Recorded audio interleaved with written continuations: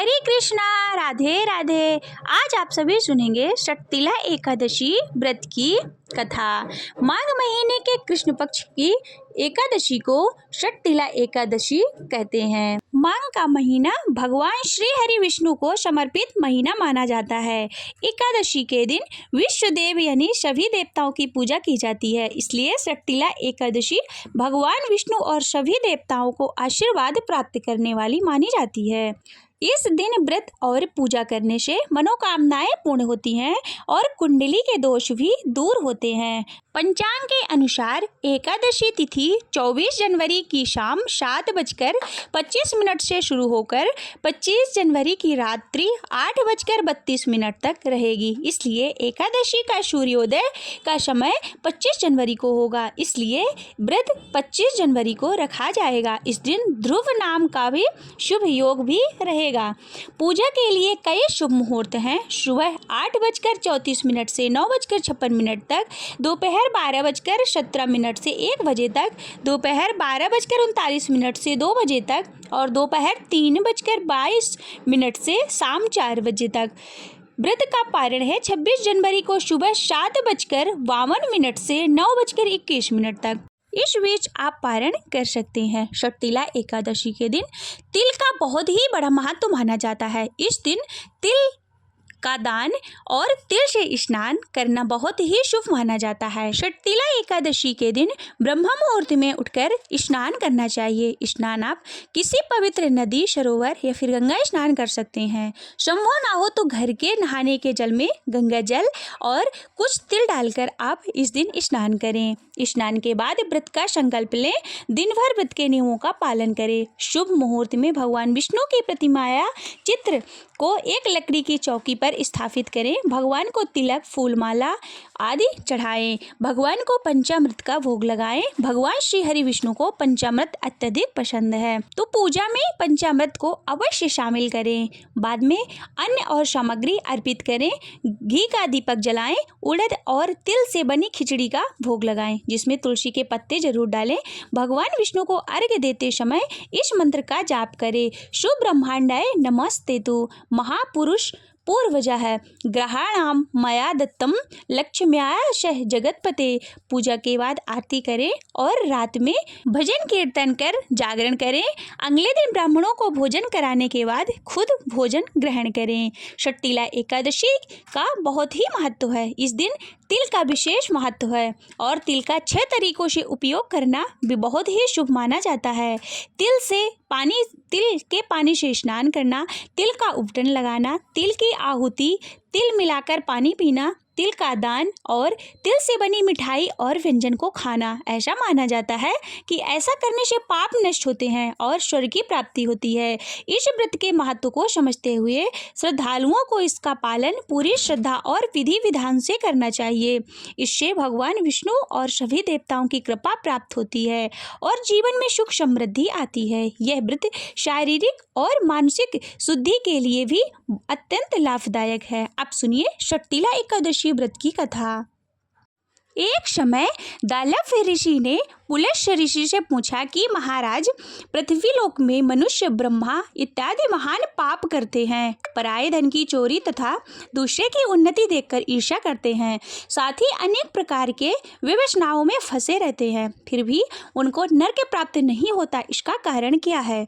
वे ना जाने कौन सा दान पुण्य करते हैं जिससे उनके पाप नष्ट हो जाते हैं। यह सब कृपा पूर्वक आप कहिए।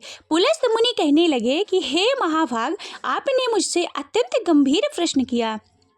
इससे संसार के जीवों का अत्यंत भला होगा।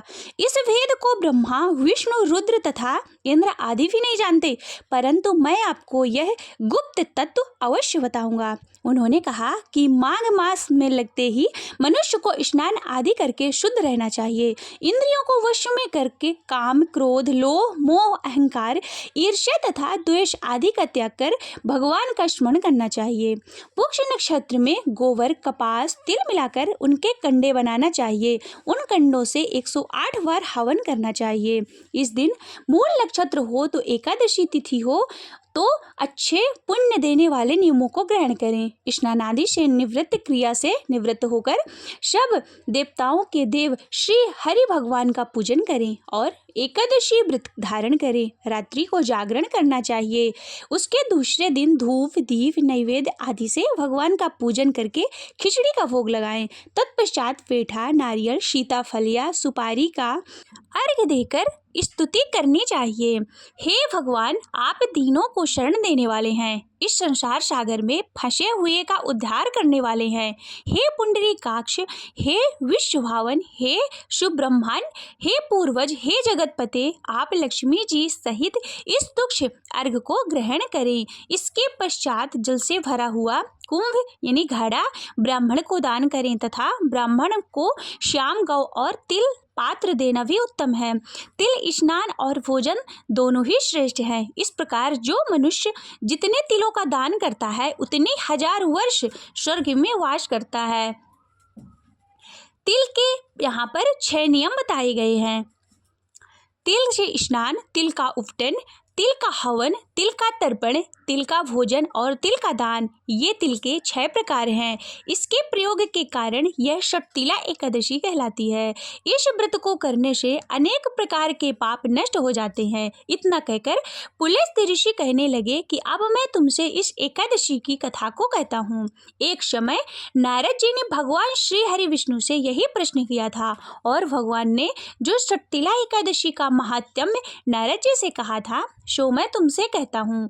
भगवान ने नारद जी से कहा कि हे नारद, मैं तुमसे सत्य घटना कहता हूँ, ध्यान पूर्वक सुनो। प्राचीन काल में मृत्युलोक में एक ब्राह्मणी रहती थी। वह सदैव व्रत किया करती थी। एक समय 1 मास तक व्रत करती रही। इससे उसका शरीर अत्यंत दुर्बल हो गया।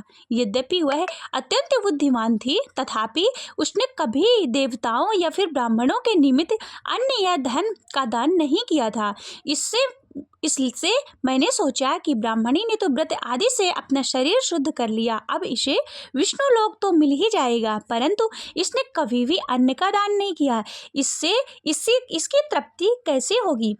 भगवान ने आगे कहा, ऐसा सोचकर मैं भिखारी का वेश बनाकर मृत्युलोक में उस ब्राह्मणी के पास गया और उससे भिक्षा मांगी। वह ब्राह्मणी बोली, महाराज, किस लिए आए हो? मैंने कहा, मुझे भिक्षा चाहिए। इस पर उसने एक मिट्टी का ढेला मेरे भिक्षा पात्र में डाल दिया। मैं उसे लेकर स्वर्ग में लौट आया। कुछ समय बाद ब्राह्मणी भी शरीर त्याग कर स्वर्ग में आ गई। उस ब्राह्मणी को मिट्टी का दान करने से स्वर्ग में सुंदर महल मिला, परंतु उसने अपने घर को अन्नादि सब सामग्रियों से शून्य पाया। घबराकर वह मेरे पास आई और कहने लगी कि भगवान, मैंने अनेक व्रत आदि से आपकी पूजा की, परंतु फिर भी मेरा घर अनादि सब वस्तुओं में शून्य है। इसका क्या कारण है? इस पर मैंने कहा कि पहले तुम अपने घर जाओ। देव स्त्रियां आएंगी तुम्हें देखने के लिए। पहले उनसे षटतिला एकादशी का पुण्य और विधि सुन लो, तब द्वार खोलना। मेरे ऐसे वचन को सुनकर वह अपने घर को गई। जब देव स्त्रियां आई और द्वार खोलने को कहा तब वह ब्राह्मणी बोली, आप मुझे देखने आई हो तो षटतिला एकादशी का महात्म्य मुझसे कहो। उसमें से एक देव स्त्री कहने लगी कि मैं कहती हूँ। जब ब्राह्मणी ने षटतिला एकादशी का महात्म्य सुना तब द्वार को खोल दिया। देवांगनाओं ने उसको देखा कि ना तो वह गंधर्वी और ना ही असुरी है, वरन पहले जैसे मनुष्य है। उस ब्राह्मणी ने उनके कथनानुसार षटतिला एकादशी का व्रत किया। इस प्रभाव से वह सुंदर और रूपवती हो गई तथा उसका घर अनादि समस्त सामग्रियों से युक्त हो गया। अतः मनुष्यों को मूर्खता त्याग कर षटतिला एकादशी का व्रत और लोभ न करके तिलादि का दान करना चाहिए। इससे दुर्भाग्य, दरिद्रता तथा अनेक प्रकार के कष्ट दूर होकर मोक्ष की प्राप्ति होती है। हरे कृष्णा।